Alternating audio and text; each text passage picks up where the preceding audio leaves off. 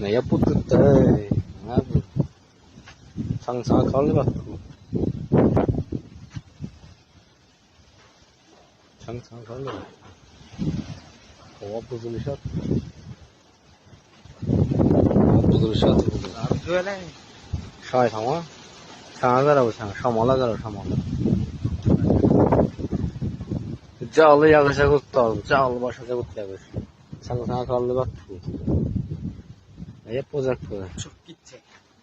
Sana kadar bu sana havadaki. Telefonda olsa görmüyordu ama sen.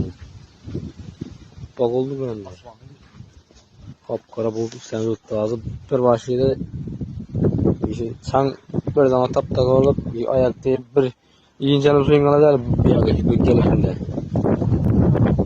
Kulaklarını tuttular. Daha fazla işine şam otursa yakışar mı? Kuruş tedriceden ben şam aldı herhalde doğru yeminleyim. Korktular ya şimdi şam aldığından. Havan çanaya kadar. Kulaklar teyar daha fazla. İyasın kara tuttu bu. Hemmesi izgar bu lekin daha fazla kurtar. Bandaki izgar 3 günlük, 2 günlük vez, bandaki 1 günlük vez. Bandayla boşadı, yine taze vez. Bomba basıp mıydı ona? Kaptı vez. Demir değil ya. Demir değil. Basıp renk bulmak girmedi. Çağlar çağ. Oh. Çağlar. Şamala kadar değil. Üzerine basıyor baba, üzerine basıyor. Çağlar o sana. Uçup gidiyor aslanı babur. Oh. Oh. Kulak çamuk gitti mi kulaklar? Saça karar kanka. Saç çangına karar mı? Bir zaman çamuk bu yüzüme.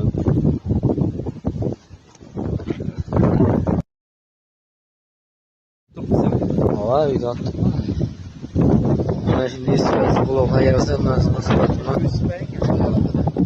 Mamellerimiz 91'lik 997 977. İyi nispet, iyi zor kulaklar. Candaki bakası, kulağım candaki bakası. Yüklep de içinde olardı 13,5 milyon candaki bakası. Rastak üstüne mi ne değil? Oh. Sıfatı yine. Rastak üstüne mi ne değil? 12'lik nemiz bakası, candaki bakası. Rastak üstüne mi ne değil? Yüklep 10 milyon. Eğer dastakki üzingen deseler 14-14,5 milyon sonra ait topman uzak ekene kadar. Gelir arasında en zor, en sıfatlısı 100% kullandı 15,5 milyon.